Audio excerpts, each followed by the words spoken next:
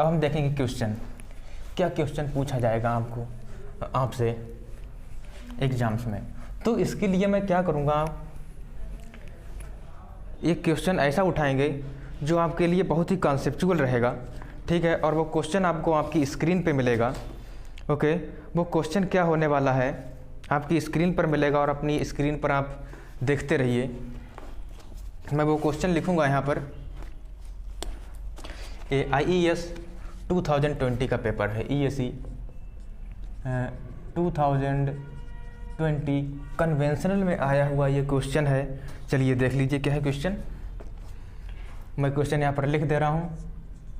Design the length of transition curve. Design the length of transition curve, खाली इतना मैंने लिख दिया है और अब आगे की चीज़ मैं केवल गिवन डेटा में लिख ले रहा हूँ। गिवन डेटा में क्या क्या डेटा हमें गिवन है, ठीक। गिवन डेटा में हम यहाँ पर देख सकते हैं, आपको दे रखी है radius of curve. Radius of curve आपको दे रखा 484 metre on the national highway with the double lane passing through the heavy rainfall area, ठीक है। ये जो बोल रहा है ना, ये कह रहा है कि design the length of transition curve to provide on a horizontal curve of radius 484 metre on the national highway with the double lane passing through the heavy rainfall area. देखिए हैवी रेनफॉल एरिया से चीज़ जा रही है, okay. और data आप यहाँ पर लिख लीजिए। हैवी रेनफॉल एरिया है और ये बात कर रहा है ना कि रोलिंग टेरेन। डेटा भी हमें दे रखा। रूलिंग डिजाइन स्पीड कितनी दे रखी है, ये कुछ आपको गिवन डेटा मिलेगा। रूलिंग डिजाइन स्पीड कितनी देर की है, 80 kmph, ठीक है भाई। और आपको दे रखा टाइप ऑफ टेरेन, किस तरह का इलाका है। टाइप ऑफ टेरेन, आपका टेरेन है रोलिंग टेरेन है भाई, कोई बात नहीं। और रेट ऑफ इंट्रोडक्शन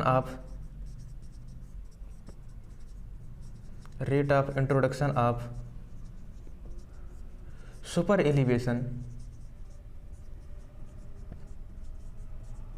एलिवेशन आपको दे रखी कितनी, 1/150, ओके। 1/150। और लेंथ ऑफ व्हील बेस आपको दे रखी है। लेंथ ऑफ व्हील बेस आपको दे रखी 6 मीटर, ओके। आई होप आपने क्वेश्चन पढ़ लिया होगा और आपने अगर चाहे तो नोट भी कर लिया होगा, ओके।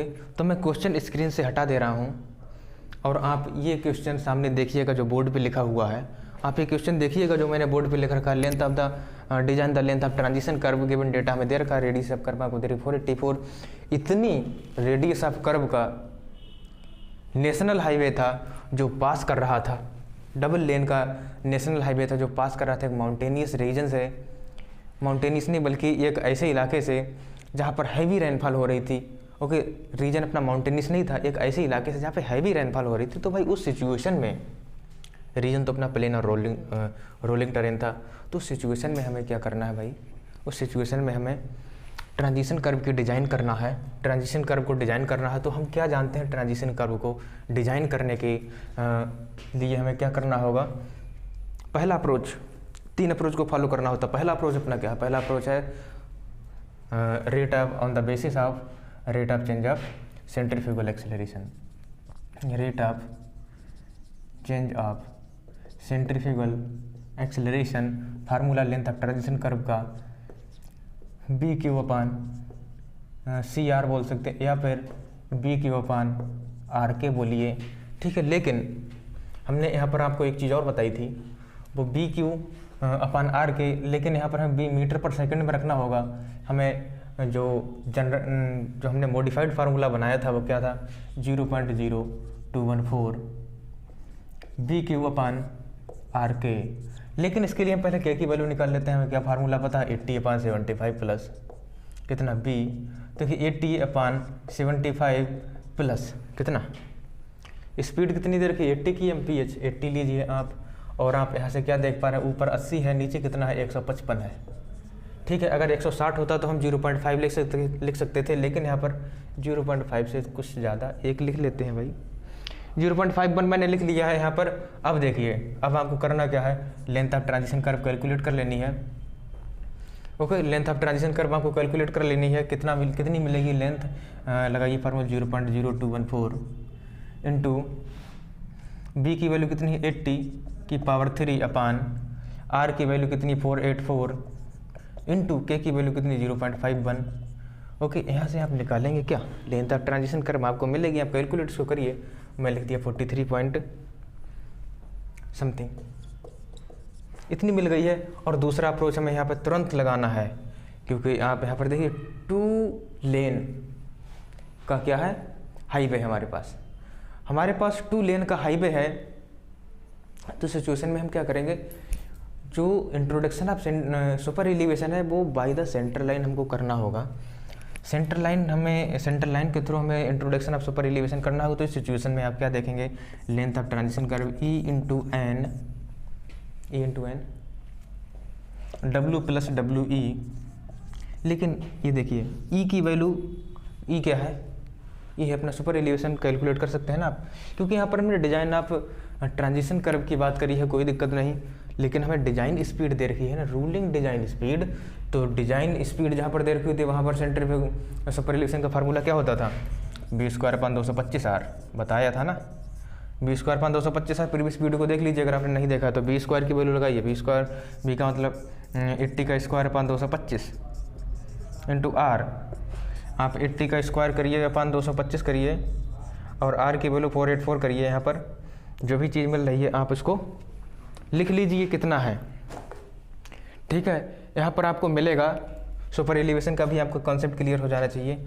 मैंने यहाँ पर लिखा 0.0587, ये चीज़ मुझको मिली है सुपर एलिवेशन के लिए। लेकिन आप जानते हैं ना सुपर एलिवेशन मैक्सिमम कितना है, मैक्सिमम होता है 0.07 मतलब 7% प्लेन और रोलिंग टेरेन के लिए।